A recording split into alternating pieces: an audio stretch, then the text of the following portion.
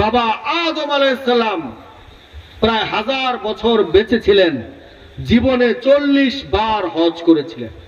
আমাদের পক্ষে সম্ভব বলেন?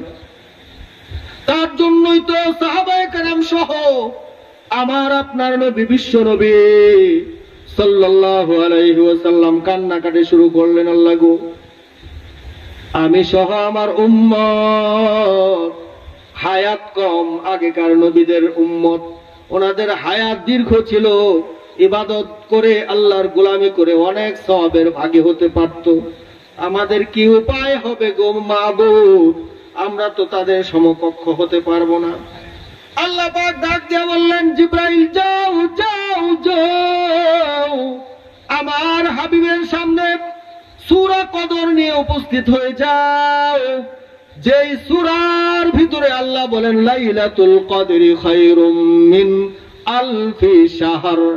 লাইলাতুল কদর এমন একটা রাত, উম্মতে মুহাম্মদী এই রাতে এক রাত্র ইবাদত করবে, 1000 মাস ইবাদত করার সওয়াব আল্লাহ দিয়া দিবেন। সুবহানাল্লাহ। আল্লাহর নবী বিশ্ব নবী সাল্লাল্লাহু আলাইহি ওয়াসাল্লাম বলেন, আপনারা সুবহানাল্লাহ রেডি রাখেন। আল্লাহর নবী বিশ্ব নবী সাল্লাল্লাহু আলাইহি ওয়াসাল্লাম বলেন, ফজরের নামাজের পর 100 বার সুবহানাল্লাহ যে ব্যক্তি বলবে, মাগরিবের নামাজের পর 100 বার সুবহানাল্লাহ যে বলবে, আল্লাহ পাক তার আমল নামায়, রেডি রাখেন সুবহানাল্লাহ রেডি রাখেন, আল্লাহ পাক তার আমল নামায় 100 কবুল হজের সওয়াব লিখে দিবেন। সুবহানাল্লাহ বিহামদিহি সুবহানাল্লাহিল আযীম।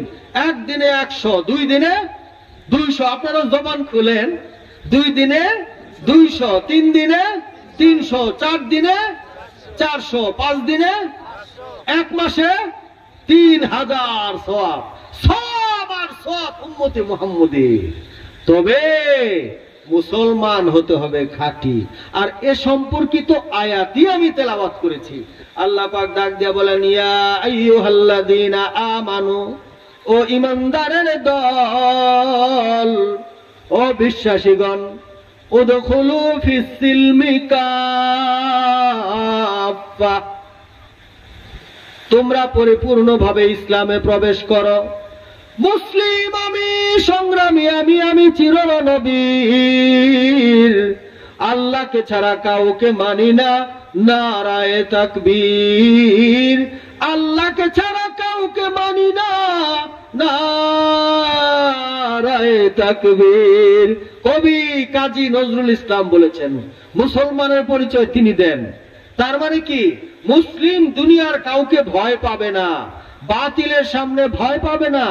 মুসলিম একমাত্র কেবলমাত্র শুধুমাত্র আল্লাহর গোলামি করবে। শয়তানের পদাঙ্ক অনুসরণ করা যাবে না। মানুষ 2 কারণে অন্যায় করে, পাপ করে। একটা হলো শয়তানের ধোঁকার কারণে, আর একটা হলো নফসে আম্মারার ধোঁকার কারণে। এই 2 কারণে মানুষ গুনাহ করে, পাপ করে, অন্যায় করে। আল্লাহ বলেন, ও আমার গোলাম, তুই ঘরের ভিতরে জিনা করিস, দরজা জানালা বন্ধ, তুই অত্যাচার করস, কলমের খুঁচায় ঘুষ খাস, আমি সেই ঘরের ছিদ্র দিয়ে তোর জন্য অক্সিজেন পাঠিয়ে দেই। এত রহমান তিনি, এত রহিম তিনি। আল্লাহ পাক ডাক দিয়ে বলেন, ইয়া আইয়ুহাল ইনসান,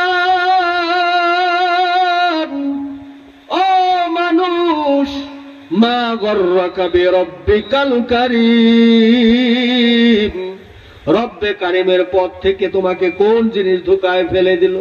তুমি তো কিছুই ছিলে না।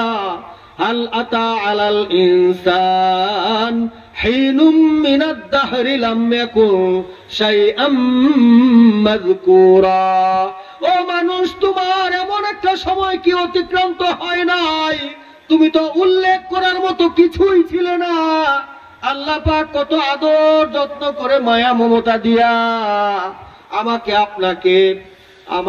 আপনাকে মাতৃগর্ভে তিল তিল তিল তিল করে বড় করে তুলেছেন।